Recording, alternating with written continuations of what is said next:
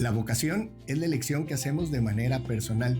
Es el camino que decidimos escoger, el cual da sentido a nuestras vidas y nos lleva a la realización. Todos nosotros estamos llamados al amor y al servicio de los demás, a través de nuestros talentos y dones. Pero hay hombres y mujeres que deciden en su libre albedrío dar su vida a Dios. Ellos escuchan el llamado que los invita a amar como Él ama. Un llamado a servir, entregar la vida y hacer puente entre el cielo y la tierra. Y a pesar de que en su camino se encuentran con obstáculos y pruebas del mundo, las enfrentan con fe, amor y caridad, para compartir a Dios a los demás sin esperar nada a cambio. Hoy, en el Dharma de Darme, tenemos el gusto de recibir al Padre Juan José Martínez Segovia, quien ha puesto sus talentos al servicio de la Iglesia y que con su testimonio ha logrado compartirnos a través de su sacerdocio el amor incondicional que Dios nos tiene. Hoy aquí con nosotros, en el Dharma de Darme, el Padre Juanjo. Padrecito. Hola, ¿Cómo estás? Estamos bien, ¿y tú? Muy bien. Qué bueno. Muy contento de que estés aquí con nosotros. Es el primer programa, eres el padrino. Padrino, hay que darles ahorita la patadita. Sí, la patadita, la bendición, la remojada, todo. ¿Cómo has estado? Muy bien, gracias a Dios, muy contento y qué padre que inicias esta nueva experiencia. Ahora que estamos en el mundo de los podcasts, yo siempre les sigo diciendo programas, porque yo estoy criado a la antigüita, ¿verdad? Yo siempre digo, los programas que están ahora en YouTube o en alguna de las redes, no, son podcasts. Bueno, pues es una nueva realidad. No, y la idea es compartir y tratar de dar, con estos testimonios de vida hemos conseguido, hemos estado buscando personas valiosas así como tú, para que nos compartan su historia y a través de ustedes aprender, que al final del día yo creo que te llevarías algo y yo me quedaría con mucho de lo que tú nos puedes compartir. Pues siempre aprendemos, Alex. Siempre todos vamos a aprender de unos de otros, cuando quieres, ¿verdad? Porque cuando te sientes el maestro, pues echas a perder tu vida. O sea, hay que aprender siempre a ser alumnos y en ocasiones maestros, o sea, aprender de lo que viene en la vida. Me bautizaron antes del mes de nacido, chiquito, okay. Porque como cuando nací con un problema en el corazón. O sea, tuve pues algo que los doctores decían que era como un soplo o alguna cosa. No me daban más de 48 horas de vida. Entonces mi mamá y mis abuelas, siempre muy creyentes, pues me consagraron a Dios y a la Virgen María. Por eso me llamo Juan José, por la Virgen de San Juan de los Lagos, que le tenían mucha devoción en mi casa, y por San José, el esposo de la Virgen María. Entonces estoy consagrado a la Virgen y a San José. Me bautizan y el 13 de noviembre para mí es el día más importante. ¿Por qué? Porque yo siempre he dicho una cosa, Alex. El día del nacimiento, 17 de octubre, recuerdo que soy un año más viejo. Okay. Pero el día de mi bautizo, recuerdo que voy a vivir la eternidad porque Dios nos ha prometido la vida eterna. Entonces ahí no hay tiempo. Entonces me gusta celebrar mucho mi bautizo. De hecho, cuando cumplí 50 años, tú fuiste a la fiesta, 50 años de bautizado, hice una gran fiesta para festejarlo. La gente celebra más su cumpleaños y le digo, sí, celebramos que somos un año más viejos para este mundo. Pero celebrar el bautizo es celebrar la vida nueva que nos da el ser hijos de Dios y saber que vamos a vivir para la eternidad. Papá y mamá ya están en el cielo. Mi papá es de General Treviño y mi mamá de Allende, Nuevo León. Se conocieron aquí en Monterrey cuando los dos de jovencitos, pues la gente de los pueblos así es, se venía a trabajar a la ciudad y se conocieron justo donde ahora está la Basílica de Guadalupe. Se casaron en 1969, en el 12 de enero. Y yo nací 9 meses, 5 días después. Justo, ¿no? Siempre mi mamá cuando decía eso, ¡ay, se raspa! Cállate, me daba un zape, ¿verdad? Porque decía, no sé si irreverente. Pero no, pues era una forma de bromear y además antes se casaban y luego se embarazaban. Bueno, mi papá empezó trabajando como mucha gente de la sociedad normalito. Él era obrero, trabajaba en Acra, Acra o Nylon de México. Y en la década de los 70s, él empezó, después ya de haberse casado, pues le gustaba mucho cantar. Entonces fue a un programa de aficionados con el señor Rómulo Lozano, que en paz descanse, y pues ganó y lo volvieron a invitar. Y en ese entonces Rómulo, que después terminó siendo compadre de mi papá, él tenía un teatro. Pues Rómulo lo invitó al teatro y dijo, oye, tú te pareces mucho al Piporro. Mi papá tenía un gran parecido con Piporro, con don Lalo, que eran amigos. Entonces papá empieza en la década de los 70s a la artisteada, empieza a cantar y poco a poco, pues bueno, ya después grabó algunos discos de los que se hacían antes y luego lo invitaron a participar. Cepillín, en paz descanse, lo invita a un programa en México que se llamaba, si no me equivoco, Chulas Fronteras, y en Alegrías del Mediodía. Que eran programas de variedad, ¿no? Sí, Que le programas de decían. variedades que los conducían pues diferentes, Paco Stanley y todo eso, Marcela Rubiales, hija de Paco Malgesto. Mi mamá era ama de casa nada más. Ella no estudió nada, digo, estudió lo normalito, pero ella empezó a ser modista. Cuando estaba joven, que se vino de Allende a Monterrey, empezó a trabajar estaba ahí en la Avenida Juárez, no me acuerdo, era un lugar donde vendían pantalones y ropa y todo eso. Entonces mi mamá empezó a conocerlo de la costura, pero nunca tomó clases. O sea, ella lo aprendió todo y fue haciendo ahí poco a poquito y luego con una de mis tías. Entonces, mi mamá se hizo especialista, empezó a hacer vestidos de novia, de 15 años, vestidos de fiesta. Incluso a mi papá le hacía los trajes. Cuando mi papá estuvo allá en México, en Televisa México, no repitió casi trajes porque mi mamá le hacía uno nuevo. Entonces mi mamá después puso un negocio y puso una boutique y pues bueno, nos hacía la ropa. A mí me hacía mis camisas clericales. Sí, yo me O sea, acuerdo. sí, cuando yo tenía el programa en la televisión, yo me hacía las camisas, bueno, mi mamá me hacía las camisas clericales y empecé en el 2000, hace 25 años, a usar camisas de otros colores, no nada más negro, gris, blanco, que eran los colores oficiales. Empecé de todos los colores porque mi mamá me lo arreglaba. Entonces, pues bueno, mamá se hizo modista y de eso fuimos sacando adelante la familia. ¿Y cómo fue tu acercamiento a la iglesia? Porque una cosa es que te lleven como niño, pero muchas veces hasta que no somos jóvenes y ya tenemos cierta conciencia nos acercamos Fíjate que a la religión. yo siempre he dicho que a mí Dios me sacó de entre el pueblo para servir al altar, porque fue literal. Un día fui a misa, yo tendría 8 años, ya había hecho mi primera comunión, fui a misa con mi abuelita, a la misa diaria que celebraban ahí en la parroquia. Entonces, estando yo con mi abuelita, una vecina, amiga de mi abuelita y amiga de mi mamá, que siempre ayudaba en la iglesia, dijo, no han llegado los monaguillos. Y me agarró así tal cual del brazo y me dijo, ven, ayúdale al padre. Sin saber nada, Alex. O sea, yo no sabía ni qué onda. O sea, pues ibas a misa y ya veías y todo. Entonces dije, ¿qué voy a hacer? Deténle el libro al padre, porque obviamente, como apenas estaban construyendo la parroquia, pues entraba el aironazo en la tarde y todo eso. Ya estaba techado y todo muy bien, pero pues apenas era como la obra gris, ¿vale? Entonces, pues empecé a ayudarle al padre y cuando ya estábamos en la comunión, llegó el monaguillo, que después fue seminarista, Panchito. Entonces yo empecé a ir a misa todos los días y luego a misa el domingo. Y era muy padre porque era la mascota de los del coro. Ahí fue cuando me empecé a dar cuenta que me llamaba la atención el ver las cosas de la iglesia. O sea, era monaguillo, iba todos los domingos a misa y decía, ah, pues está muy padre. En ese entonces, 1978, eligieron a Juan Pablo II. Y yo empecé a decir, ah, cuando sea grande quiero ser como él. Pero pues obviamente siempre decían, ay, ¿qué va a ser? Y todo. Y fue un furor porque en el 79, enero de 79, vino Juan Pablo II a Monterrey. Entonces, haz de cuenta, para mí era, yo se los platico a mis sobrinas, así cuando ellas quieren ver a un artista o algo, para mí era el anhelo, pero mi papá no me llevó, porque ese 31 de enero del 79 está haciendo un friazo tremendo en Monterrey.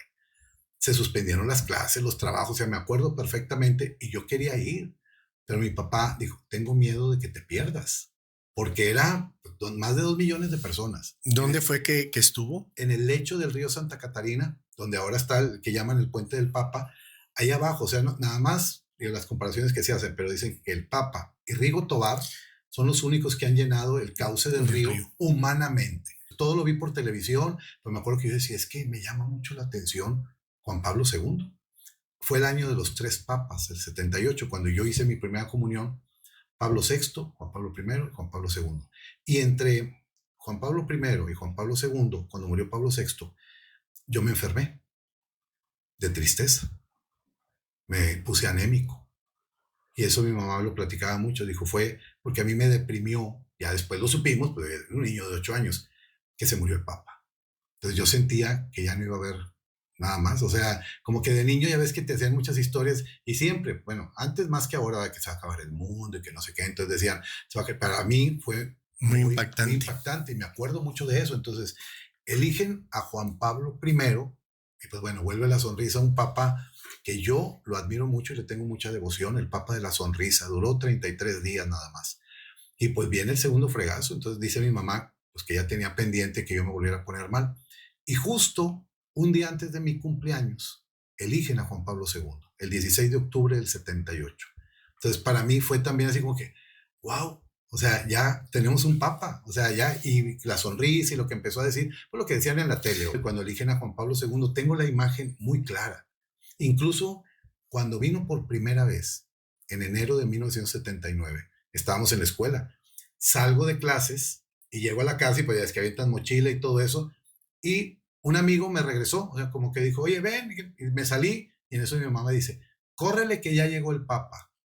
Estaba justo el canal donde estaba aterrizando el Papa en la Ciudad de México. Entonces hasta mi amigo se metió, o sea, porque para todos era, viene el Papa. O sea, era una emoción muy especial. Era algo que a todos nos encantaba. Entonces, pues bueno, fue ahí como yo empecé a admirar la figura del Papa y empecé a sentir que quería ser como él. Llega la adolescencia y me retiro de la iglesia. En secundaria, yo no iba a la iglesia. ¿Por qué? Porque empecé a estudiar teatro, porque me gustaba más el teatro. Me mandan a hablar para dirigir una obra de teatro. Como yo estudiaba teatro con Pipo, un personaje también aquí regiomontano muy querido, estudiaba teatro, entonces dijeron, pues Juanjo puede. Entonces con una de mis mejores amigas nos hablaron a los dos y fuimos al grupo de oración. El grupo de oración tenía 100 chavos. Era uno de los grupos, porque estaban otros grupos y toda la Legión de María y todo eso. Y era un grupo de oración nada más. Cuando voy, me invitan a una charla. Entonces, Norma y yo vamos allá después de haber dirigido la obra, que fue un éxito porque cumplía el grupo 5 años. Entonces, pues fue una fiesta de cena y todo, y en medio de la cena presentaron la obra que se llamaba Cómo pasar matemáticas sin problema. Una obra de Emilio Carballido, una obra muy típica de aquellas épocas, ¿verdad? Entonces, voy a la oración y siento así como que volver otra vez y empieza así como que a ver, y empieza el hámster para atrás en lugar de para adelante. Y el chavo que estaba dirigiendo, Luis, que le decíamos Luis Solín, él dijo, yo hace un tiempo estuve sentado entre ustedes y ahora me toca estar acá coordinando y Dios nuestro Señor. Entonces yo estaba sentado en la parte de atrás, al final. Dije, yo algún día voy a estar también allá arriba.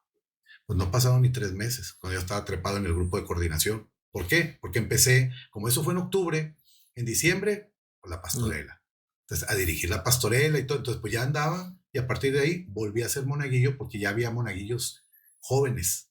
Entonces ya había los monaguillos grandes, que había algunos amigos míos ahí, y los monaguillos chiquillos. Y ahí nos íbamos emparejando. Entonces, todo eso fue crecer. Te estoy hablando del 83, 84, tenía 14 años y lo volvemos otra vez a la iglesia y ya con mucho furor.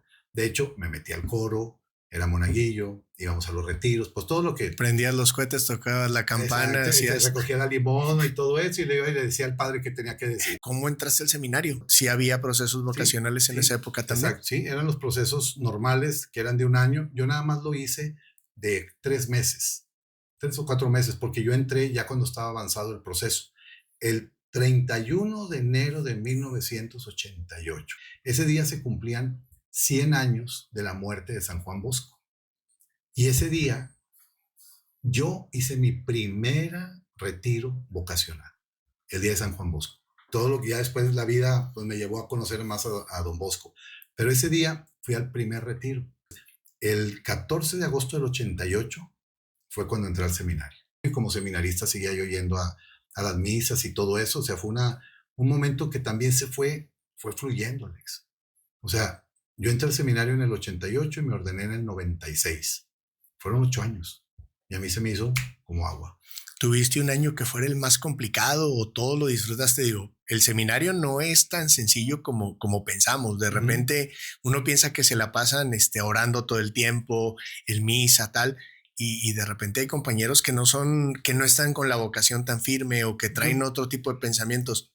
¿A ti cómo te tocó? ¿Cuál fue como el más pesado? En todo el proceso hubo 2 momentos muy difíciles. Todo te puedo decir que saca 98 el seminario, en lugar de sacar 100. Uno fue un compañero que casi me hizo la vida imposible, porque era una chincha en la oreja. O sea, estaba nada como grillito de palo. Éramos amigos, pero era de los friagaqueditos. Y me hizo entrar en problemas y en crisis. Toda su vida, ahí en el seminario, fue a estar friegue. Y para mí, sí fue un día cuestionarme con mi director espiritual. Dije, pues se hace que este no es mi camino. Ay, ¿cómo por una persona? Ese fue un momento que, bueno, pasó porque luego a él lo sacaron, volvió a entrar, pero ya lo desfasamos. Y el otro fue cuando me retrasaron los ministerios antes de ser ordenado sacerdote. Ya era el tiempo de decir, quiero entrar a los ministerios, o sea, me quiero consagrar a Dios. Y ahí hacen los padres una revisión de tu vida. Que son los escrutinios, Los ¿no? escrutinios, sí. Hacen una revisión de mi vida, pero hubo un antecedente de una desobediencia mía. Teníamos que llegar a un ensayo de una obra de teatro, porque yo era del grupo de teatro del seminario, hacíamos obras musicales que fueron un éxito en aquella época muy padre. Se cumplieron 200 años del seminario y presentamos la obra de David, que era así como que el top, para que pudiéramos estar todos. Entonces nos citan a un ensayo en domingo, ya estábamos de vacaciones. Entonces llegamos y todo muy bien, ahí sacamos las bocinas y llegamos a cenar. Entonces las monjitas nos habían hecho lonches de jamón. Y yo dije, ay, lonche, yo tengo ganas de una hamburguesa. Entonces con otros compañeros, yo llevaba carro. Me llevaba, como estábamos de vacaciones y podíamos llevar el carro. Entonces, llevaba el carro de la casa y dije, oye, traigo carro. Vamos por unas Burger King. Órale, y nos fuimos a Vasconcelos, el seminario estaba en San Pedro, nos fuimos a Vasconcelos, pues sí, nada más que había un chorro de raza, estaban de moda las Burger King, nos echamos la hamburguesa bien a gusto. Ya es hora, porque el ensayo empezaba entre 8:45 y 9, porque pues ahí nos íbamos a quedar a dormir, y o sea, como que todo estaba muy bien. Ándale, que el ensayo empezó a las 8. ¿Por qué? Porque llegó el rector. Pues el rector llega y le pregunta al padre Santiago, bueno, seminarista en aquel entonces, ¿ya están todos? Sí, padre, empezamos a las 9. No, de una vez. Si ya están todos, pues de una vez para verlos. Ya tengo sueño, ya me quiero ir a dormir, pero a verlos todos. Ándale, que empiezan y no estaba. Faltábamos 3, no, 4. Y mi participación era al inicio de la obra. Yo cantaba en tres números. Entonces, cuando llego, justo estaba la tercera canción. Y empiezo a oír que estaba cantando, que en paz descanse, el padre Osvaldo Rentería, porque también pues éramos de las obras y él tenía una voz fregona. Estaba cantando mi parte y yo todavía tengo así cuando digo, mira, Osvaldo, no llena con ser el narrador, entonces, ja, ja, ja, ja. Y pues dije, bueno, pues a lo mejor están ensayando algo y Osvaldo está haciendo las voces, están calentando, X. Nos ponemos atrás del escenario y pues ya después de mi canción seguía otras dos y el intermedio. Entonces en el intermedio entra Santiago y dijo, ¿dónde andaba? Dijo, el padre rector está furiosísimo. ¿Por qué? Porque no estaban en eso. Por eso. Es que se enojó y que quiere verlos al final. Pues allá vamos. Dijo, no, pues nos va a regañar o nos va a decir algo. Entonces ya paso y me dice, pásale. ¿Quién te crees tú? María Félix, Pedro Infante, o que empezó a sacar artistas de su época. No, padre, ¿por qué no estuviste en el ensayo? Si tú ya habías llegado. O sea, ya le habían dicho, Juanjo ya estaba aquí, pero no sé dónde se metió. No, es que fui a comprar una hamburguesa. ¿Y qué las monjitas aquí hicieron diokis, la cena? No, pues es que eran lonches. ¿Y la hamburguesa qué es? Y no, o sea, a Miguel Ángel no le podía responder porque siempre tenía una respuesta firme y te fregaba. Entonces dijo, ¿piensas pedir ministerios? Y yo todavía se me ocurre decir, no, este año no, yo pienso esperarme hasta el otro. Pues piénsalo bien porque no te los voy a dar. Entonces yo dije, bueno, como es un año, pues yo me esperé al siguiente año. Se le va a olvidar. Sí, no, pero ese hombre no se le olvida. O sea, tiene una memoria que mis respetos, porque ya ordenado te vas a acordar de muchas cosas que había hecho yo en el menor. Entonces, llego ya a los escrutinios, o sea, ya dije, ya pasó todo, ya. A mi otro compañero le retrasaron el diaconado. A otro le hicieron un año más de seminario, o sea, lo mandaron de coadjutor y estuvo 2 años de diácono. Entonces, yo apenas iba a pedir los ministerios, que es la primera parte cuando uno quiere entrar al orden sacerdotal. Y en el escrutinio, ¡pum!, me dicen que no. Entonces el padre rector me quería mandar de magisterio, quería sacarme del seminario un año, como le dicen muchos el año de prueba. No es año de prueba, o sea, como casi creo que diciendo, vete, estás castigado. Y yo le dije, no. Si usted me está diciendo que lo que tengo que hacer es participar como comunidad y ser más presente, si me voy a una parroquia, en la parroquia me va a ir muy bien, porque mis apostolados me van muy bien. Entonces yo no me quiero ir de magisterio. Bueno, está bueno. O sea, me dio chance. Cuando a todos los mandaban de magisterio, a nosotros como que él también se dio cuenta que había sido demasiado el castigo por haber llegado tarde a un ensayo, que al final hicimos la obra y salió fregona. Yo en ese momento, haz de cuenta y dije, pues, ¿para qué tanto show? Me voy. Pues, pero después dije, a ver, ¿y por qué les voy a dar gusto? Si a ellos se les hace tan fácil así como decir, listo, entonces... Exacto, yo me voy. Pero después un primo mío que es sacerdote, el padre Ernesto David, me habla, me dice, tranquilo, aguanta. Y luego el padre Charles, que era el encargado espiritual, fui a hablar con él y yo estaba llorando. Y me dice el padre Charles, aguante el chaparrón, aguante el aguacero. Y ese estaba hablando por teléfono, ¿eh? Y yo estaba llorando y llorando de coraje, de dos. Entonces ya colgó. Dijo, ahora sí, ¿qué pasó? Pues él ya sabía porque había estado en el escrutinio. Ya dije todo, solté todas las sobresdrújulas que me sabía en ese entonces. Ya, Ya, muy bien. Ahora sí, vete a tu cuarto. Dijo, date cuenta de todo lo que dijiste y de lo que tienes que hacer. Y bueno, pues me toca trabajar. Claro que toda la raza pues, le sorprendió que me hubieran retrasado ministerios, pero se acordaron. Y yo digo que valió la pena el retraso por varias cosas. Porque un compañero ya se iba a salir del seminario. Y me acuerdo muy bien que al final de ese año me dijo, no me salí por ti. Era compañero más abajo. Le dije, ¿por qué? Porque a ti te trataron tan mal y vi cómo saliste adelante. Dijo, a mí me han tratado así y yo no me iba a quedar atrás. Ay, para mí fue así como que Juanito lo recuerdo con mucho cariño, él se fue también a Estados Unidos. Ay, canijo. Dije, entonces valió la pena. Y pues luego ya me dieron los ministerios, me ordenaron, etcétera. Y luego el 10 de agosto del 96 nos ordenamos todos. Entonces fue en los 25 años del Cardenal Suárez. Entonces fue algo muy padre porque me tocó que me ordenaran diácono el día del aniversario de bodas de mis papás, el 12 de enero del 96. Al día siguiente bauticé a mi primera sobrina. Mi primer bautizo fue mi primera sobrina, Maffer, que había nacido unos meses antes. Entonces, pues yo lo vi ya todo providencial. Entonces, es como ya cuando te das cuenta, hay cosas que son muy difíciles de entender, pero no te das cuenta cuando hay algo que es bueno entender. Dios no se equivoca. Mi mamá siempre me apoyaba. A mis hermanas era indiferente. O sea, no está en la casa, qué bueno. Mi papá siempre me peleaba con él. Siempre discutíamos. Digo, no me enojaba. O me enojaba, pero era porque mi papá siempre estuvo en contra.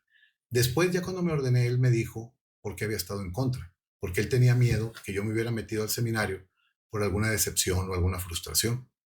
Pero cuando me veía mi mamá, decía, oye, velo cómo está feliz. O sea, yo seguía y era muy padre. Para mí era fregón estar en el seminario. Te digo, fuera de esas dos cosas, la vida de seminario se me hizo muy rápida, hice muchos amigos, encontré hermanos, porque yo no tuve hermanos varones. Tuve a mis dos hermanas que las amo con todo el corazón. Mi papá todavía cuando me iban a ordenar diácono, dijo, yo hasta no ver, no creer.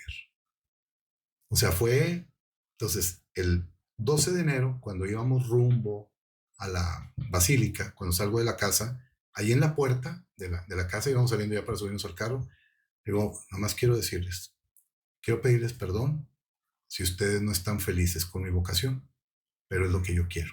Y ustedes me dijeron que yo tenía que realizar mi vida como yo la quería, porque yo soy el que me voy a comprometer, el que voy a sufrir. Entonces ya me dieron la bendición, se las pedí la bendición. Mi mamá dijo, no pasa nada, pero mi papá no hacía nada. Hasta que me ordeno sacerdote. El 10 de agosto del 96, ahí mi papá sí se quebró, o se quebrantó, como dicen. O sea, ahí reconoció todo lo que había hecho mal, porque en la fiesta de ordenación, ahí me pidió perdón delante de todos. Sí, me dijo, perdón, actué con egoísmo. Y luego lo invité a un programa de Hablando Derecho del Día del Padre y él se lo dijo a todos. Dijo, yo fui muy egoísta con mi hijo. Papás no sean egoístas con sus hijos. Estaban todos así como que, ay, canijo, o sea, qué valor de mi papá. Un macho mexicano, porque mi papá fue criado de esa forma, ahí en General Treviño y todo su misma forma, tú lo conociste y era así como que muy bueno, pero muy reacio. O sea, mi mamá siempre fue más expresiva, obviamente mi papá, pues para él era muy difícil porque él mismo lo decía. Mi papá nunca me dijo te quiero, decía él. Y a mí mi papá me llegó a decir hasta te amo, que para él era palabrotas. Estábamos ahí rezando el rosario y yo te dije, Juanjo, se me hace que tú te vas a ir al Rosario porque siempre nos pones a rezar el Rosario y yo era de la parroquia del Rosario. Entonces yo decía, por dentro era también de qué padre, ojalá que se vaya para allá porque me cayó muy bien. Pero por otro lado decía, es que tiene como un fervor muy bonito hacia el Rosario y hacia la Virgen del Rosario. Yo honestamente no sé si en ese momento ustedes ya saben o no saben a dónde van hasta que les dan el nombramiento, pero a mí se me salieron las lágrimas cuando me dicen o escucho que vas al Rosario. Exacto, sí, porque fíjate, después del preseminario, que fue donde tú estuviste, el padre Roberto Figueroa, él era diácono, igual que yo, es uno de mis mejores amigos. Y él era del Rosario. Bueno, era de Corpus. Era de Corpus y luego se fue al Rosario y él estuvo de diácono en el Rosario. Entonces, cuando estábamos en cuarto de teología, antes de que nos dieran los destinos, nosotros decíamos, no, pues Roberto va al Rosario. Y mi destino iba a ser la parroquia del Carmen, en la avenida San Jerónimo, enfrente del Colegio Mexicano aquí en Monterrey. Porque el padre de ahí, yo había hecho apostolado y me dijo, oye, le voy a decir al arzobispo, al cardenal, que te vengas a trabajar con nosotros. ¿Te gustaría? Dije, padre, pues donde sea, o sea, y ahí estaba el movimiento de renovación, la renovación carismática. Entonces el padre David pues, me había anticipado que yo iba para allá. Y ándale, que llegamos a la reunión con el cardenal, empezó a leer los destinos y se fue por orden alfabético. Adán Viviano Bravo Pérez, al santo cura de Arce en Guadalupe. Y luego Roberto Figueroa está primero que Juan José Martínez. Entonces dice, Roberto Figueroa, y pues Roberto estaba a mi lado y dije, nah, se va, ya sabemos que va al Rosario. Roberto Figueroa, al seminario menor. Canijo. O sea, todos nos volteamos a ver, pero bueno, pues que eran quinelas que habíamos hecho. Y luego, pues ya, Juan José Martínez. Yo dije, el Carmen o San Francisco de Asís en Apodaca, porque el párroco de allá yo había hecho apostolado y un día antes nos había dicho, pues uno viene para acá, ¿de qué eres tú? Así tal cual, digo, bromeando el padre Oliver. Juan José Martínez, a la parroquia del Rosario en la colonia Roma. Y todo así como que, para mí fue una escuela. No, es que tener al padre Alonso, bueno, ahorita ya es obispo, pues yo recuerdo que era, no sé, también igual que el padre en tu parroquia, acá el padre Alonso era el padre Alonso, o sea, y tenía una organización impresionante, era, yo no, a lo mejor la comparación no es la misma, pero era una empresa dentro de la iglesia. Fácil eran 50 y tantos, si no es que 60, entre equipos y servicios. La parroquia del Rosario es la primera parroquia a nivel Latinoamérica con una organización como una empresa, pero una empresa pastoral, porque no era para recaudar fondos, no, era para evangelizar. Se tenían las misas a cualquier hora, había los sacramentos, había confesiones, había grupos, o sea, lo que buscaras ahí estaba, que era la idea del padre Alonso, del monseñor Alonso ahora. Entonces decía que cuando la gente venga, encuentre el servicio. El domingo, pues para mí era la parroquia. O sea, nada de que vamos a ir para allá, vamos a ir para allá. No, todo era la parroquia. El padre Alonso nos enseñó a formar comunidad. Y ahí eso me ayudó en las comunidades donde he estado después, poderlo hacer de alguna forma. Porque como dijo Loncho cuando se fue del Rosario, ahora empieza mi prueba de fuego. Ahora me voy a dar cuenta si serví o no serví como párroco. Porque si la gente se queda y persevera, es que valió la pena. Si se van, es que seguían al hombre. Entonces eso es algo muy, muy impactante. Porque como sacerdote debemos de darnos cuenta que no estamos ahí para ser eternos. El que se queda, ya sabemos quién es, el Señor. O sea, cuando me dice el arzobispo, te voy a cambiar, bueno, pues ya toca. Cuando nos ordenamos, hacemos promesa de obediencia, castidad y pobreza. No son votos. Los votos es algo más, llamémosle, exigente, que es determinante. Nosotros, al hacer promesas, no quiere decir que no los vamos a vivir, pero es la diferencia con los religiosos. ¿Por qué? Porque ellos tienen que estar de ordinario en los ambientes pobres, etcétera. Pero nosotros a veces nos va a tocar estar en un ambiente de clase alta, clase media, clase baja, entonces tienes que ir regulando y no quedarte nada más con pues esta comunidad es la que me conviene. Es la que me gusta, aquí me hallé. Sí, exacto, aquí me hallé muy bien. ¿Por qué? Porque aquí la gente me quiere mucho, me dan regalos, me invitan. La otra comunidad, son pobres. Pero te puedo decir que he estado en los estratos sociales muy diferentes. Con todos tienes mucho que aprender y mucho que vivir. Si pudieras definir, no en una frase, pero a lo mejor en una idea, la parroquia del Rosario. Escuela. Para mí la parroquia del Rosario es la escuela para el sacerdote, porque tiene todos los elementos que un sacerdote recién ordenado o ya con más tiempo debe de conocer para poder abrir una comunidad, porque aprendí un chorro. Y los padres que han estado ahí, que han sabido aprovecharlo, dicen, no, es que como el Rosario, sí hay mucho trabajo. Sí, de repente, no quieres que todo el mundo, no, había veces que decías, ay, ahí vienen estos otra vez. No. Porque yo tenía 14 grupos que atender. Entonces, imagínate, de repente decía, son las 10 de la noche, que, padre, podemos, y entonces ese santuario fue también mucho aprendizaje y ahí la devoción. Si el Rosario fue una escuela, esto fue un centro de devoción. ¿Por qué? Porque la gente iba y tenías que purificar esa devoción. Porque yo me acuerdo que les daba la comunión y la gente se iba con San Judas Tadeo. Decía, hey, acabas de recibir a Jesús. Y luego al final se venía todo el mundo al altar para que les echaras agua bendita. Les acabo de dar la bendición, ¿para qué quieren agua? O sea, a mí me gustaba salirme a la puerta para despedir allá. No, se venía la gente, écheme agua, padre.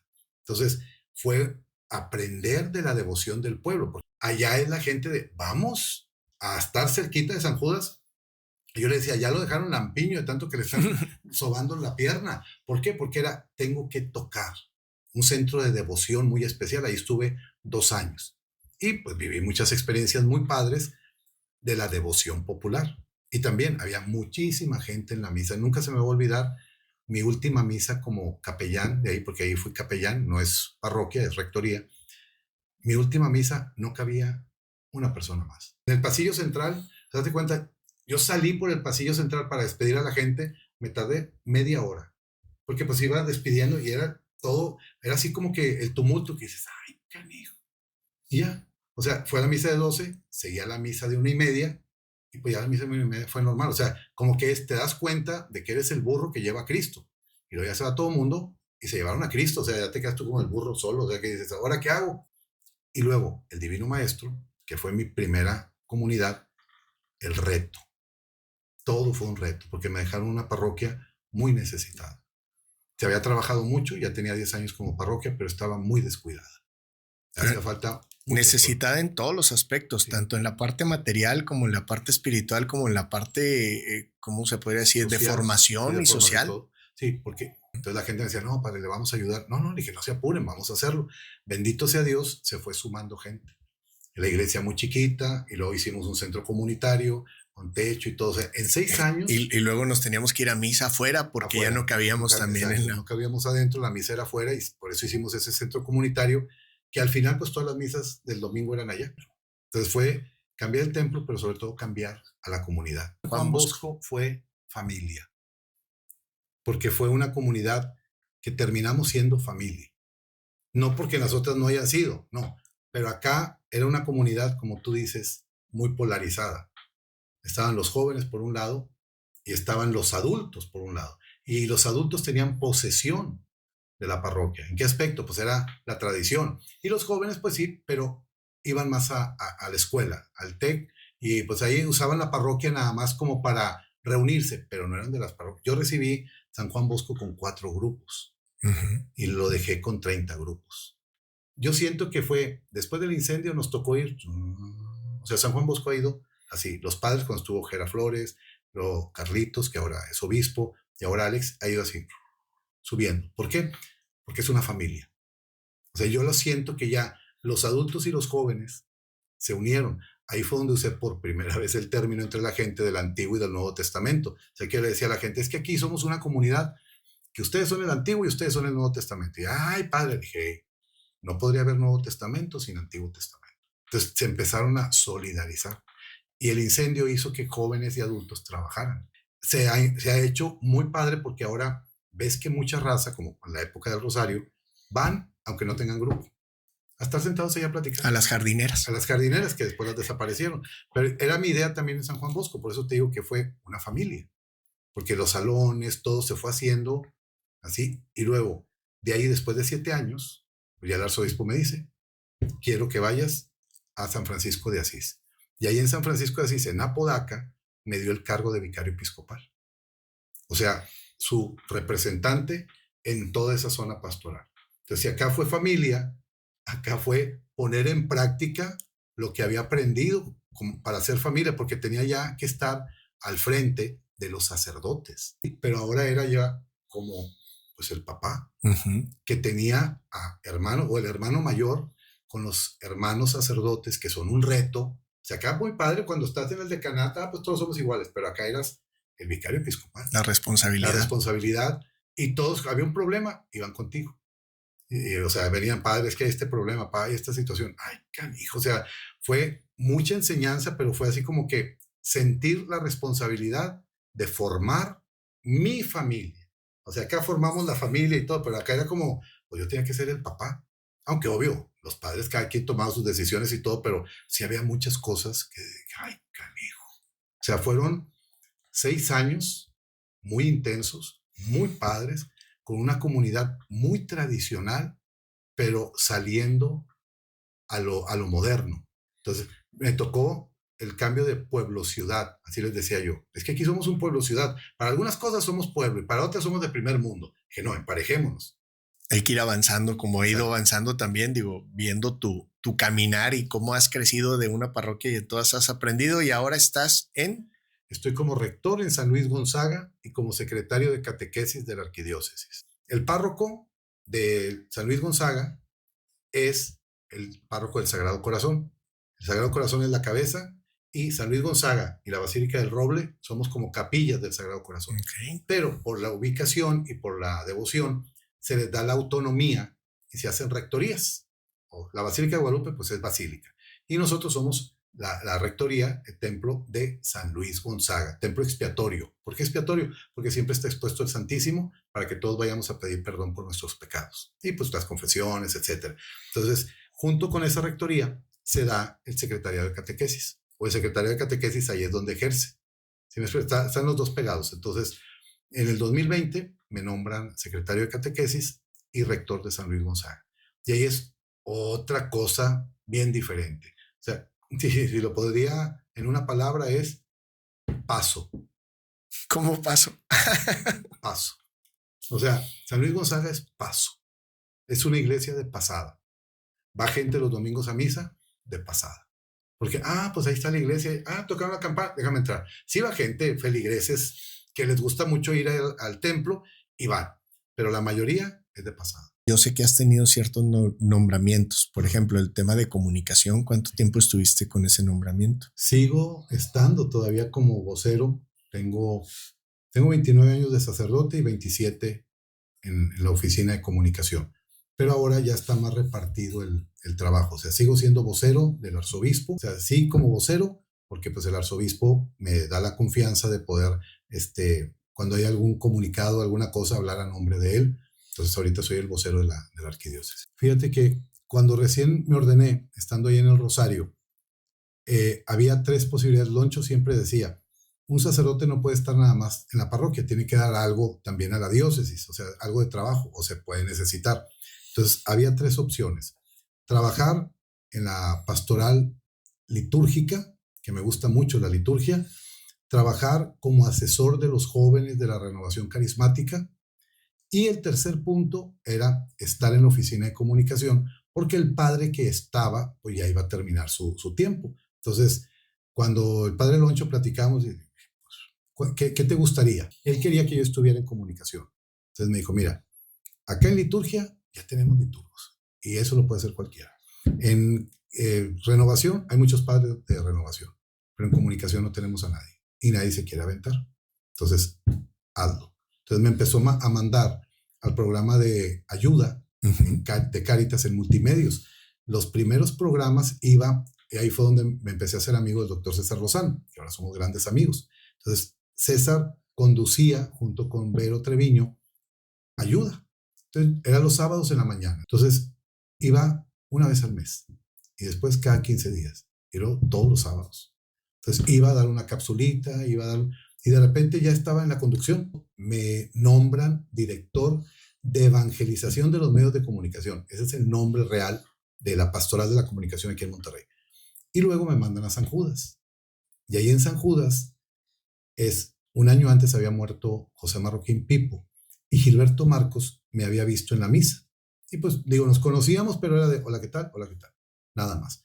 Entonces Gilberto me empieza a invitar. En el 98 empecé mi primer foro comentario. A la par que estaba en Cáritas, iba a foro, porque antes las televisoras estaban unidas. O sea, aunque eran competencia, pero tenían así como que un mismo, los conductores podían ir a un lado a otro y no había ningún problema. Entonces me invita a foro y en el Mundial del 98 jugaba México contra Brasil y me dijo, haz un foro comentario hablando de fútbol y religión. Estuve ya todos los sábados, todos los domingos, perdón, tenía un momento de foro comentario. Y en el 99, empieza el 99, y Gilberto Marcos le dice a un productor, Gumaro González. Gumaro como que no quiso entrarle mucho, porque dijo, no, pues ese no es. Entonces llegó una productora de México, Miriam Villanueva, como gerente de programación a Televisa. Y había un grupo de jóvenes talentos, como se les dice, que estaban en el área de programación.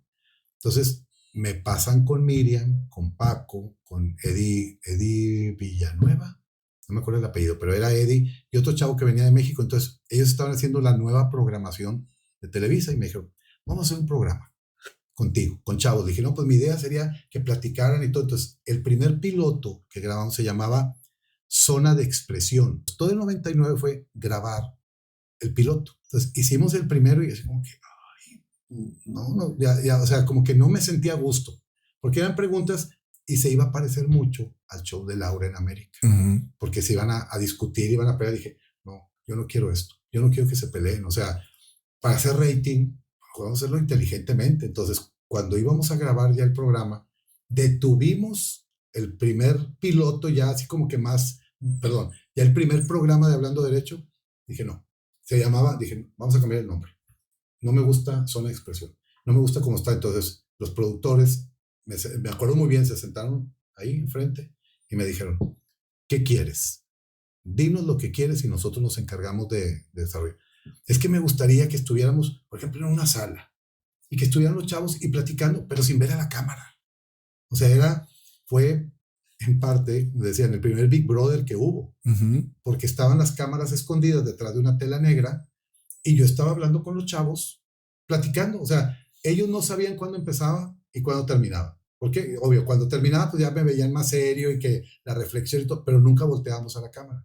Entonces, empieza Hablando Derecho. El primer programa lo grabamos el 7 de febrero del año 2000. Salió el primer programa el 14 de febrero. Y hablamos, obviamente, del amor y la amistad. El programa, al principio, duraba media hora. El primer programa duró 1 hora. Y el rating estuvo muy bien. Y la gente pues empezó a decir, unos en contra, otros a favor. No, ¿cómo se le hablan hacia el padre? Porque hubo una muchachita que me dijo, ay, no, güey. O sea, porque así hablaban los jóvenes de toda la época. Entonces, pues, no, que sí, no, que no. Y me hablaron los ejecutivos para decirme, pues estuvo muy bien, padre, pero deberías de poner tú más atención y decirle a los muchachos que no hagan y que no sé qué. Porque como que ellos tenían la idea de que yo iba a ser el padre regañón. Entonces, como no era un programa de religión, era un programa de valores. Entonces, duramos media hora, se me hace que nada más 4 programas. Porque la gente dijo, uy, qué poquito. Y eran temas como los chavos que colaboraban conmigo, era un grupo de 20 chavos. Entonces, algunos salían 8 en un programa, 8 en otro, pero repetían 2 de uno. Y los temas, la gente empezó a decir, es que a ellos les pasa todo. Pensaron que eran cosas planeadas. Y no. O sea, a ellos les decían, vamos a hablar un tema muy fuerte, que tuvimos mucho rating, del aborto. Pero el aborto en caso de violación. Pero ahí había una chava que ella había sido violada, pero tuvo a su hijo. De hecho, yo después la casé y ya sus hijos están grandes y todo, pero ella platicó su testimonio, sin cuadritos y sin nada. O sea, ella dijo, a mí me pasó esto, mi novio abusó de mí, pero yo decidí tener a mi hijo. Y ella resultó ser sobrina de un ejecutivo de multimedios, de uno de los altos ejecutivos, que al día siguiente me habló y me dijo, ¿cómo es posible que hayas tratado ese tema? Mi sobrina fue la que habló y fue la que dije. Dije, pues ella fue la que habló, licenciado. Yo no la hice hablar. Ella expresó y además, fíjese, toda la enseñanza que dejó. ¿Por qué? Porque cómo asumió su compromiso. Ella decía, pues yo tuve la opción de abortar a mi hijo.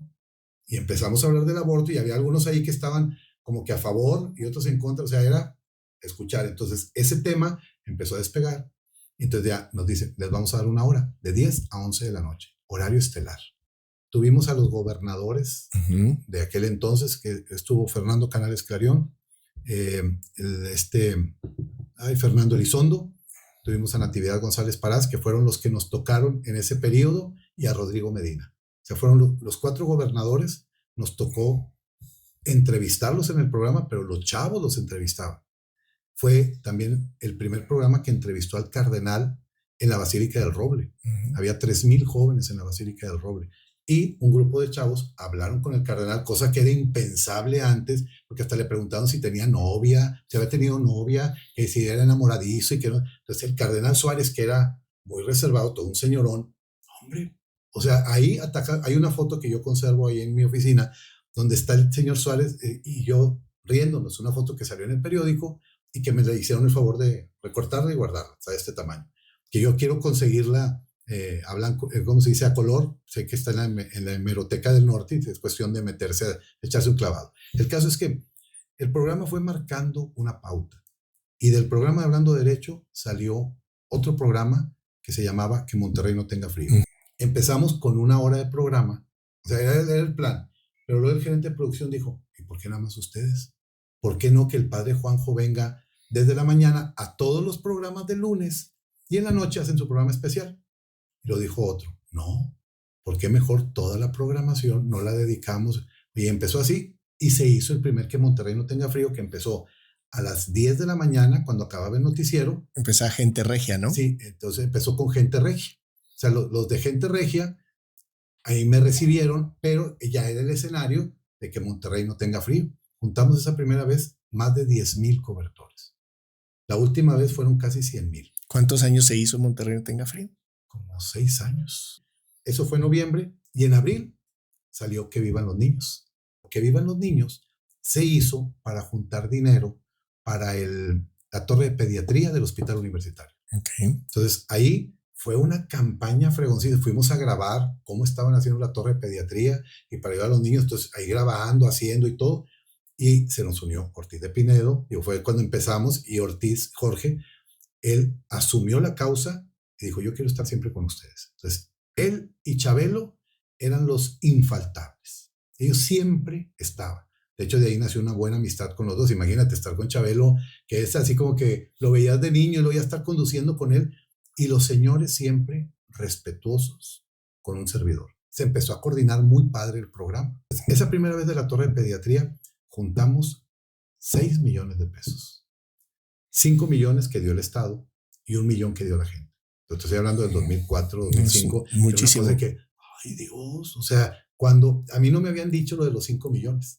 Entonces, cuando ya leemos y dice, ¿y cuánto trae el gobernador del Estado? Bueno, traemos 5 millones. No, yo iba, me queda así. Y Goyo Martínez, que era, porque en ese momento, en el del noticiero, era cuando llegaban los políticos, el gobernador y los políticos. Entonces, pues yo estaba con ellos también en la conducción. Entonces Goyo ya sabía, pero yo no sabía. Dijo, padre, hubieras visto tu cara. Y todos dijeron, oye, qué fregón se vio, porque fue una expresión no trabajada. O sea, como, ya sé que van a dar 2 millones, déjame hacer mi cara. Uy, 2 millones. No, fue muy padre. Terminamos como a la 1:30 de la mañana. Y me acuerdo mucho que iba el padre Roberto Figueroa siempre a los finales de los programas y lo primero que me decía, ya cuando terminábamos, yo daba la bendición y nos poníamos a ver el resumen en el monitor, ya todos abrazando, ay, qué padre y todo. Entonces, me abrazaba el padre Roberto y me dijo, ¿ya te tomas tu pastilla de Ubicatex? Yo le decía que era mi Pepe Grillo, ¿verdad? O sea, ubícate, ya se acabó el programa. Tienes que seguir como sacerdote. O sea, no porque se te olvidara como padre, pero es para que no se me subieran los humos, porque es bien fácil que se puedan subir los humos.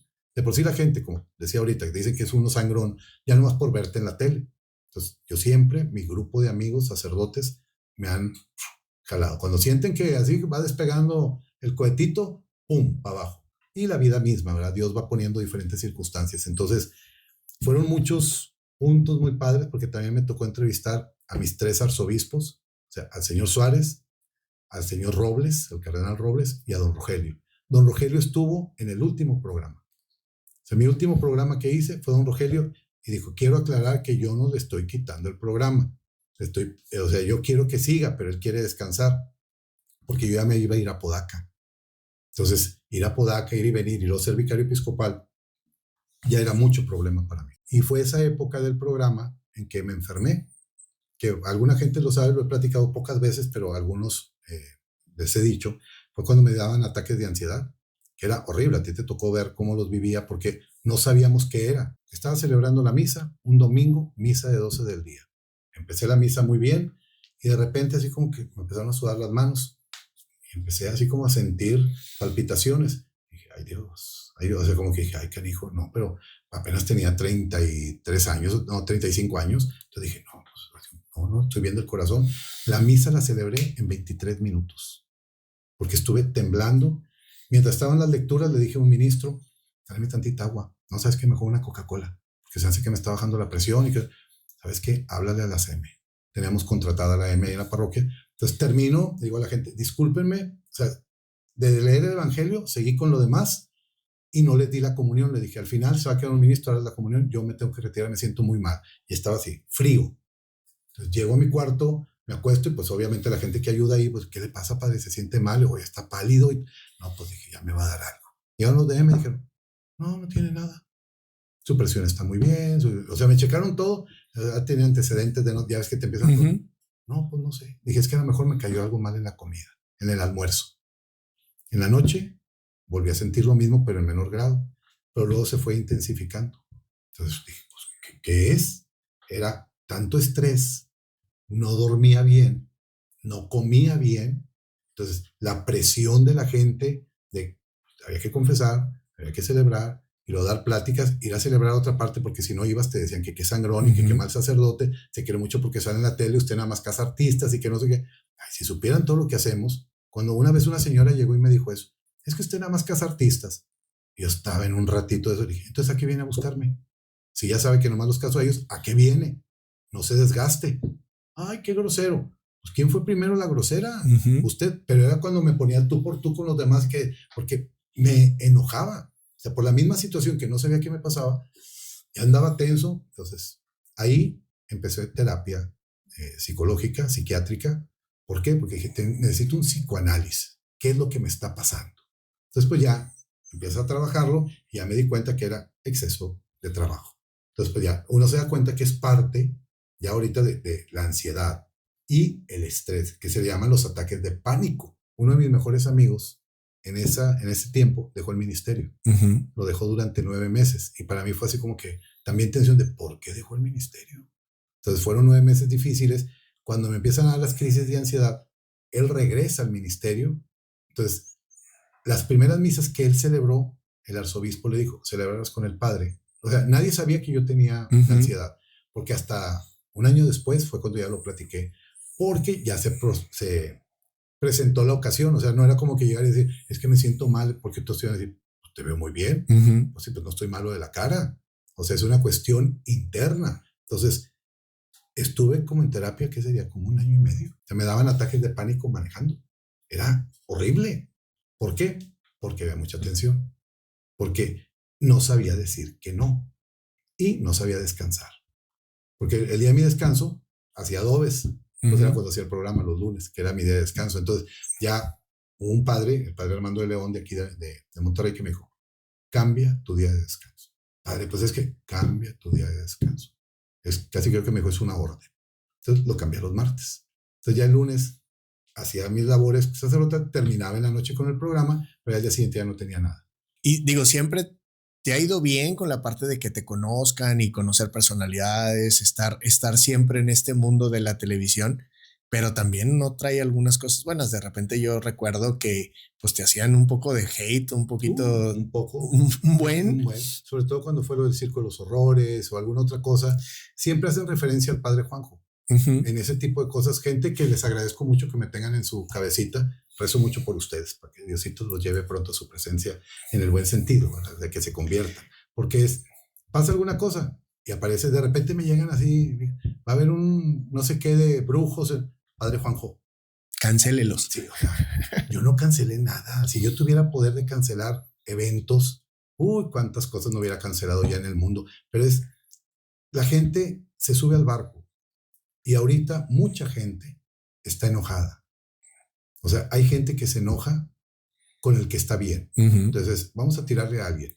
Entonces, ¿a quién le tiramos? A este.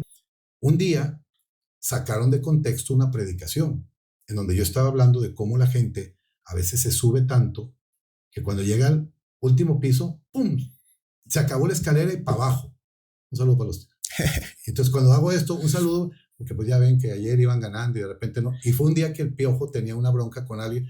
Entonces, a los 20 minutos de haber terminado la misa, Me dice un primo, mira lo que me llegó. O sea, justo ese pedacito salí hasta en Univisión y en Telemundo, en Estados Unidos. Me comentaron a nivel nacional los de TDN. Un padre dijo le echa carrilla. Y obviamente, ¿por qué no habla de Dios? Y por qué, ay, por favor, le digo, o sea, vean todo el contexto. Fue un comentario de 30 segundos que causó risa. La gente que no tiene el contexto, como te digo, siempre opinamos de lo que no debemos. Entonces empezaron a, el padre que no quiera los Tigres. Que, he ido al estadio, tengo muy buenos amigos que son Tigres, parte de mi familia son Tigres, pues le van a ese equipo, yo le voy a los Rayados, ¿cuál es el problema? Y no me iba a poner, nos reíamos y no, tu equipo, no, ja, ja, ja, se acabó. Pero hay gente que no piensa, que nada más hace, y esa es la que hace más daño. La gente que piensa no hace daño, se divierte. La gente que solo hace lo que hacen los demás, termina sufriendo, terminan en la lona. Sí, es como que algo que me ha tocado cargar, si podemos llamarle así, porque pues con otros padres no les toca tanto. Cuando le ha tocado a alguno que le traen ahí en carrilla, me habla, oye, ¿cómo lo hiciste? Ay, no los peles, hermano. Es que me traen de bajada, no los peles. En 2 días pasas de moda. Y a veces también nosotros pensábamos que a ustedes pues les llovía el dinero así, y en realidad pues también las parroquias son medio autónomas en el sentido de que lo que reciben de colecta o algo es lo que se aplica para... Es para pagar sueldos de los empleados. La gente no va de gratis. O sea, todo el mundo piensa que es gratis. Por eso pides una cooperación y dices, ay, qué bárbaro, todo lo cobran. A ver, si vas a un salón de fiestas, todo te van a cobrar. Sí, pero acá es la casa de Dios. ¿Cómo se va a mantener? Entonces vamos a pagar los climas, vamos a pagar las luces, vamos a pagar el micrófono y vamos a hacer la celebración como se hacía antes, con velas, pero te aguantas. No vas a estarte quejando y tienes que estar aquí el domingo y con puras velitas y vamos a abrir las ventanas como se hacía antes. Nada de clima, nada de nada, sin sonido. El que oyó, porque yo no me voy a desgastar. O sea, yo voy a hablar con mi voz, no voy a estar gritando para que oiga la de afuera que está el niño corriendo en la plaza. ¿Me explico? O sea, la gente piensa que nos regalan todo y no. Bueno, fuera. Pagamos los impuestos como debe de ser, porque somos una asociación religiosa. Pagamos la luz, que de repente en los tiempos de calor, o sea, en San Juan Bosco me llegaban a hacer hasta 60,000 pesos. Yo me acuerdo que parte de era, oye, nos salieron 60,000, entonces cierren las puertas, no las abran y... quieren enfriar a Monterrey, o sea, porque dejaban las puertas abiertas y el clima, se quieren enfriar a Monterrey. No, es para nosotros. Y luego la luz, y luego el tiempo de frío, el gas y todo, porque los grupos lo necesitaban. O sea, como decimos, pues no es para que el padre esté ahí en algodones. No, hay hermanos sacerdotes que ni sueldo tienen. Les tenemos que ayudar, obviamente. Las parroquias que pueden, ayudan, pero no todo es gratis.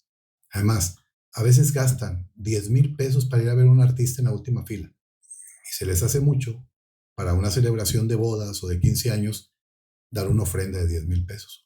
¡Ay, tanto! Pero ¿cuál tú crees que sea el reto que tiene la iglesia católica moderna como para poder seguir en el mismo proceso que ahorita tiene la sociedad? Mira, yo no le llamaría iglesia moderna, sino una iglesia que se actualiza, porque siempre va a estar dando una respuesta a los tiempos. Entonces, el reto que tenemos ahorita de actualización es aprender a usar las herramientas de la tecnología, o sea, esto que estamos haciendo ahorita, que antes no se daba.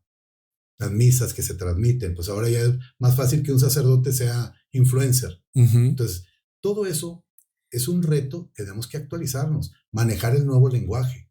O sea, yo no puedo decir porque no me pongas cámaras ahorita, no me grabes. No, ahorita todo el mundo te graba. O sea, hay que estar atentos a lo que digo, dónde lo digo y cómo lo digo. Porque a lo mejor de repente me ven con el cuello clerical, que me bajo en un semáforo a estarme peleando con el otro, sacan y ya en ese momento ya te están viendo todos. Entonces, el reto del testimonio. Perdón, saber que como sacerdote tengo que ser luz en la sociedad y tengo que aprender a llevar a Cristo en donde está ahora. Cuando empecé hablando derecho, perdón por volver al ejemplo, hace 25 años, decía Gilberto Marcos, si Jesucristo viviera hoy, o sea, si estuviera aquí entre nosotros en la tierra, seguro tendría varios canales de televisión. Y seguro, me decía él como diciendo, pues usó burrito en su época, hoy tienes que usar un avión. O sea, hay que actualizarse con el mismo mensaje, porque el mensaje va a ser siempre el mismo, un mensaje que nos va a llevar a la salvación, pero hay que demostrárselo con hechos a las nuevas generaciones. La forma en como tú y tu esposa conocieron a Dios es muy diferente como la conocen tus hijos. Porque a lo mejor tú dices, oye, mis hijos no quieren ir de apostolado cuando yo estuve metido en la iglesia todos los sábados. Sí, tu contexto era muy diferente. Uno que ir buscando el cómo sí. Ya debemos de dejar atrás los cómo no, porque ya sabemos que eso no resulta. Cuando una mamá, un papá quiere educar a su hijo, muéstrale el cómo sí, pero uno tiene que ir aprendiendo a modificar el lenguaje, no cambiar el lenguaje. Tenemos como reto el actualizar, el hacer presente a Jesucristo. O sea, la gente de hoy no entiende por qué una persona murió en la cruz para salvarnos. O sea, hay que enseñar el porqué del sacrificio. Hoy a lo mejor el sacrificio es no uso el celular. El celular es una necesidad. Si no estuvieran en el celular no lo estarían viendo ahorita. Entonces hay que aprender a usarlo, no condenarlo. O sea, si nos ponemos a condenar todo, pues nos vamos a quedar mejor encerrados en la casa. ¿Y cómo ves este nuevo papa que el otro nos enseñaba mucho tema, Juan Pablo, de amor, de algo? Yo creo que el papa Benedicto era como más firme en ciertas cosas. Ahora Francisco nos enseñó un poquito más de abrirnos al mundo en ciertas cosas, y ahora León. León es el papa de la paz. Nos está enseñando a acercarnos a los demás en paz. La primera exhortación apostólica, te he amado, así se llama, es una exhortación que había empezado el Papa Francisco, pero la complementó ahora el Papa León y está en las redes. Habla de cómo debemos de tener cuidado para con los pobres. O sea, ahorita que decías de los últimos papas, pues Juan Pablo II, un papa que movió masas, ¿sí? Hizo que volteáramos a la iglesia, surgieron muchas vocaciones. Benedicto nos dijo, apacíguense. O sea, no es nada más ya Juan Pablo II te quiere todo el mundo. Benedicto vino a apaciguar. Porque incluso cuando íbamos a las misas, me tocó estar en algunas misas con el Papa Benedicto en el Vaticano, es no aplausos, porque con Juan Pablo II todo el mundo aplaudía y, o sea, así se acostumbraba, aunque estuviera mal. Benedicto dijo, se apacigua. Llega Francisco y Francisco dijo, afuera el circo.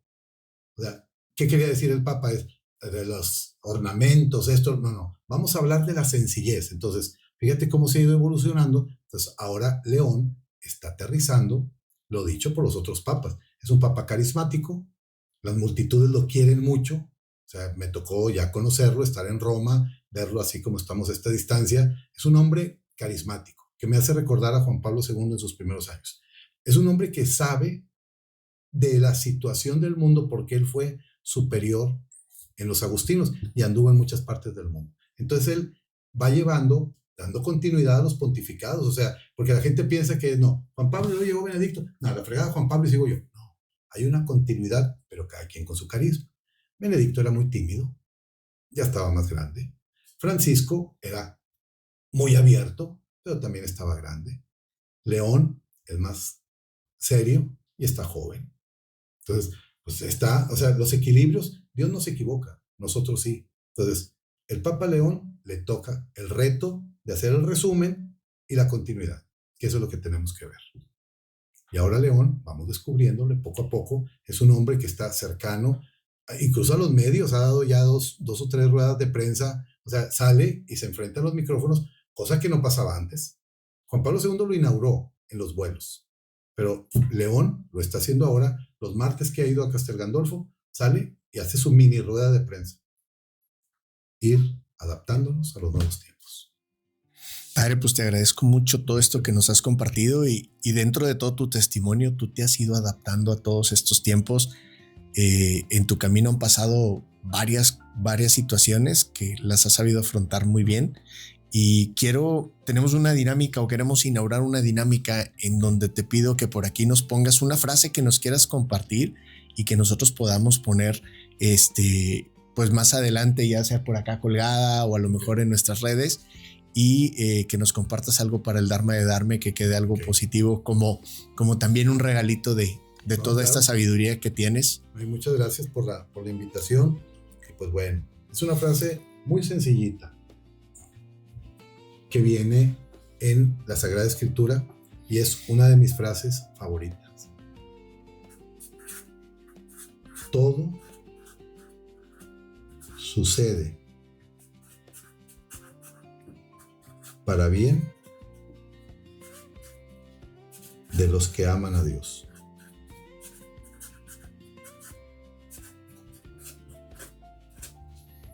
La tengo que entrecomillar porque no es frase mía. Así la puedo firmar. ¿Qué dice? ¿Es Romanos? Romanos 8:28. Todo sucede para bien de los que aman a Dios. Porque Dios nunca va a permitir el mal en ninguna persona. Por más que digamos que Dios me castigó, no sabes lo que dices. Todo sucede para bien de los que amamos a Dios. Es que a mí siempre me va mal. ¿Amas? Ahí está la respuesta. Muchas gracias, Padre. Gracias. Y bueno, pues nosotros también tenemos un regalito para ti por este padre. momento. Es algo muy sencillo y es una imagen que de alguna manera tomé por ahí prestada de tus redes sociales. Ay, mira qué padre. ¿Nos puedes leer la frase que dice por ahí? Tu vocación no solo se da en el altar, toca corazones. Gracias por ser pastor, guía, amigo y hermano, instrumento de Dios y ejemplo vivo de su amor. Ay, qué padre ahí, mira, esta fue, si no me equivoco, de la fiesta de la misericordia, el domingo de la misericordia o la semana de la misericordia, y está muy padre, muchas gracias. Creo que estás en Catedral. No, es ahí en San Luis Gonzaga. En San Luis Gonzaga, y te digo, por el Señor de la Misericordia, que se lo ponemos en el segundo domingo de Pascua, y ahí estamos en una hora santa, precisamente. No, mira qué padre. Wow. La inteligencia artificial se va a hacer. Sí, grandes cosas. Hay que aprovechar. Hay que aprovechar. No, muchas gracias. Y pues nada más también preguntarte con qué te quedas de toda esta plática que tuvimos. ¿A qué no me callo?